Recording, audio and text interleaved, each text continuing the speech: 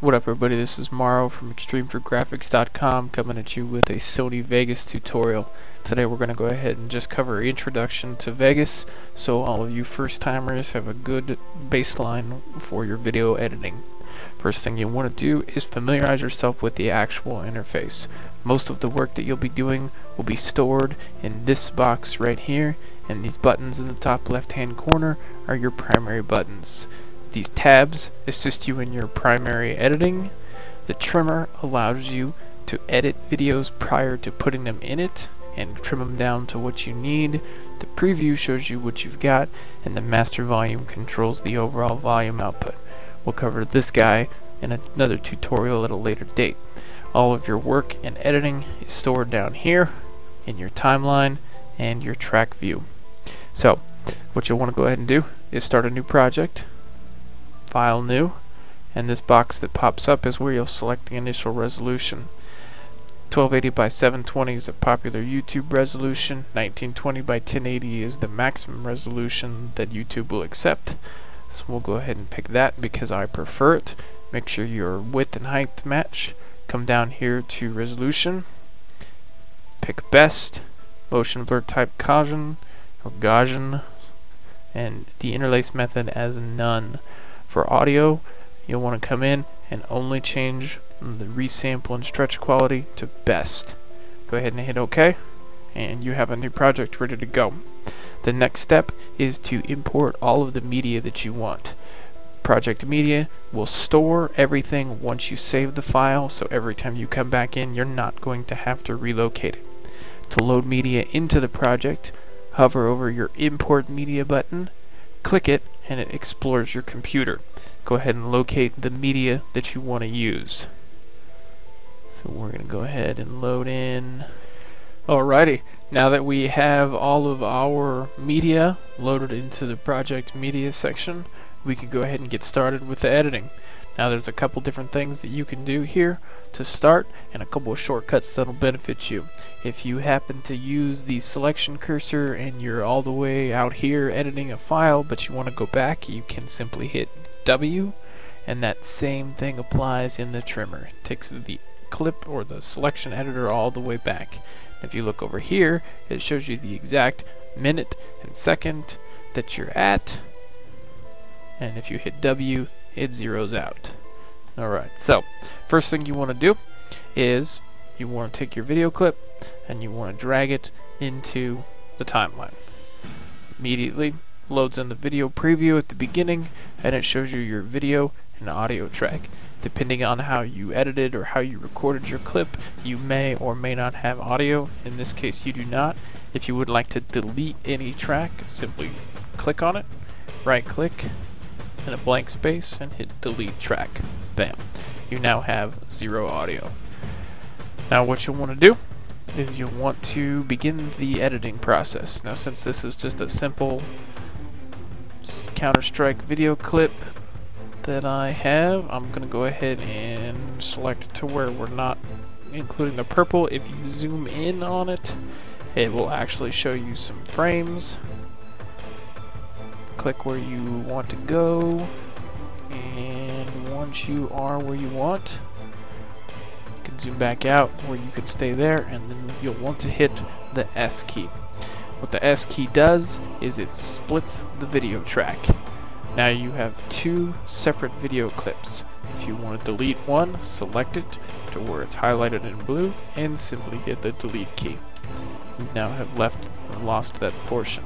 Now it's important to remember that you do not lose that portion of the video clip in your save file. This is the edited version of it. So click and drag, bring it all the way back to the beginning. Repeat that process at the beginning. Careful not to click on that. And we'll go ahead and clip it off right there. So again, we're hitting S, selecting and deleting. Now we want to bring in the ending. This is just a simple ending that I have pre-rendered. Now you'll notice as you go through, when you cross over certain things or your selection point, you get a yellow line, and when you get end to end with another video clip, a blue line forms. That video clip is now end to end with the other one.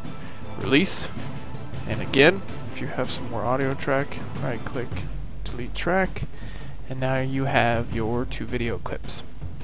Now before we do any fading or any effects, we want to bring in our audio track. Again, simply clicking and dragging, releasing, you now have your entire audio track. Now you'll notice that it's got a right and a left stereo. This you do not want to mess around with initially, leave it as is. Now, being that the song is substantially longer than the video that we're going to make, we want to edit it down. So depending on how you want to do it, again, select where you want. Now, you'll notice again, if I click on the end of the video clip, a blue line appears, so now I know my selection point is at the end of my video clip. You can then hit S again, splitting the video track, select the portion of the song you don't want, and hit delete. Now you have everything that you need to begin editing the video, your initial video.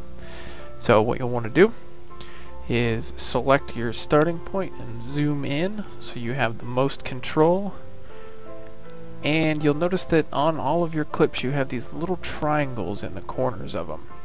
The blue triangle at the top left hand and top right hand corner of each clip is how you adjust your fades. So again, we're going to hit W and zoom in to where our timeline shows us about 4 seconds. There we go. We got our 4 right there. And we'll grab that triangle to where fade offset appears. You'll click and you'll drag and you'll see the fade offset begins to count and generate a line. Depending on how far in you want to go, simply drag it in. I think 3 seconds is sufficient, and release. You now have your initial fade. You can adjust this line. We will cover that at a later date, but just for simplicity, go ahead and leave it alone. Do the same thing with your audio track. Drag it in to match it. Now you'll notice that on your audio track the line is a different shape. This is okay. Vegas recognizes that audio comes in differently than video, and you want to hear it faster than you want to see it, so you can do that. Again, adjustable, but we'll talk about it at a later date. So now our introduction has the fade. Let's go ahead and go to the end of the audio track, and we'll do the same thing, hovering over the fade offset, dragging it to the left, and we will go, let's go 4 seconds on the end here.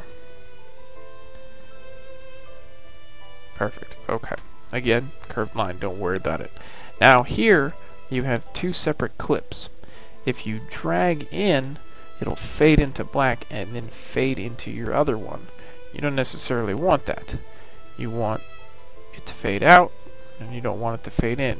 You necessarily, or you don't necessarily want it like that. You can make it like that, I should say, but in this case you want the track to fade out while fading into the other one. So we'll undo those. To do that, all you simply need to do is click the track to where it's highlighted and hold it, and then drag it to the left. And you'll notice as you do, the timer appears, but so does the 2 lines. Now, I prefer a 2-second transition. You can make it as fast or as slow as possible. There is no harm in anything at all. So do it to your preference. Again, you're capable of changing the lines, but I encourage you not to do it yet. We'll cover it at a later date. Come to the end of your, and we'll close that guy. I don't freaking know what the hell that guy was. Anyways, come to this guy, and we will do the same thing, but this time we're going to mesh it with the end of the, or beginning of the audio fade. So let's select that and let's zoom in. Now we'll notice here we've got a little bit of a difference. I don't like that, so we're going to make it match as much as possible. Perfect. Okay, so there we go. Our fades match up, so they'll start fading out at the same time. That is the basic fading. You don't actually need to do anything else now. So what you'll want to do is save your project. File, save as. We'll make this type 1 sample. Save your project, and then if you would like, you can preview the project.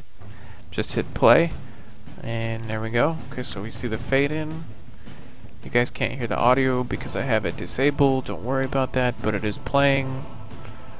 Okay, so it works good. So now if you want to see a video fade in here, if you select under the tracks or over the tracks, either one, I prefer under, and you click and hold, you can create a selection.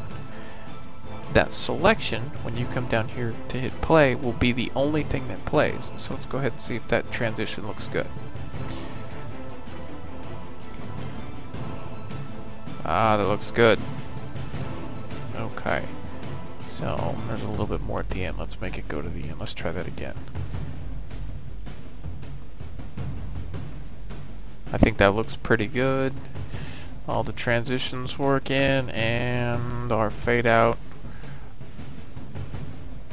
Perfect. Okay, so we are done editing our video track. Alright guys, now that we have everything done, we're going to go ahead and render out the file. So to do that, what you'll go ahead and do is hover over Render As, click it, come in here, select Sony AVC, make sure AVCHD is selected since we are doing a high definition video, and make sure it's saved. Obviously it'll default to the name. You can change the file name if you want, and go ahead and hit save. It'll begin the render process.